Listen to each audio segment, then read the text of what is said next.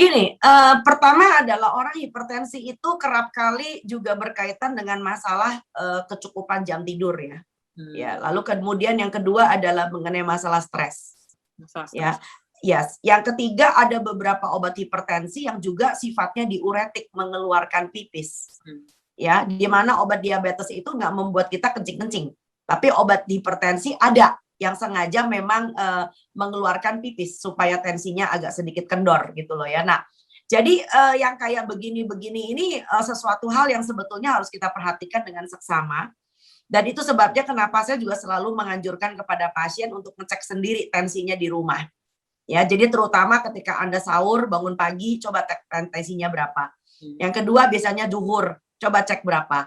Lalu menjelang maghrib nih, ya, jadi berapa. Nah, lalu kemudian sebelum tidur malam, habis terawih, habis sholat isya, coba cek lagi berapa. Karena gini, kerap kali kalau dicek di dokter, itu belum tentu itu adalah pengecekan yang di dunia barat kita mengatakan the doctor's office error ya. Jadi artinya kalau dokternya cantik, Cila, ya kan? Dokternya cantik, lemah gemulai, pasiennya cowok. Waduh, rasanya wis kayak di langit nomor 7. Jantungnya berdebar dengan kencang. Duduk gitu kan ya.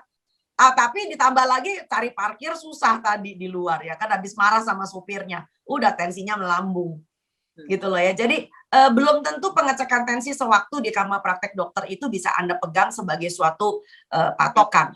Ya, itu pertama. Dan yang kedua tentu saja ini di zaman pandemi ya, sekali lagi saya ingin menegaskan kembali bahwa masalah kesulitan-kesulitan kita pada di masa pandemi terutama bagi para senior juga yang juga tidak tertutup kemungkinan punya masalah ekonomi.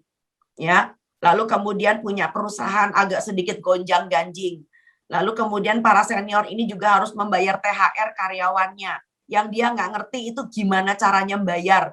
Itu pusing loh di kepala. Ya, itu adalah suatu kehebohan setahun sekali ya yang kadang-kadang menguras pikiran. Belum tentu Anda bisa tidur. Anda harus mencari cara bagaimana caranya saya bisa tetap kasih salam tempel tapi THR juga dibayar, sementara saya sendiri juga lagi kelimpungan, istilahnya seperti itu. Ya, nah jadi itu yang harus kita perhatikan dengan baik. Dan yang terakhir juga mengenai masalah vaksinasi tentu saja. Ya, jadi jangan sampai ketika di bulan puasa lalu Anda menghindari vaksinasi dengan mengatakan nanti puasanya batal. Ya, sudah dikatakan oleh pemerintah bahwa ternyata memang vaksinasi tidak membuat puasanya batal. Dan kalau Anda mau ada layanan-layanan yang diselenggarakan pada malam hari ketika kita sudah berbuka. Ya, jadi sekali lagi saya ingin mengingatkan bahwa menjaga kesehatan di usia lanjut itu adalah suatu hal yang sangat berharga. Karena biar bagaimanapun juga kita tetap aset negara. Orang tua itu aset loh, jangan salah loh ya.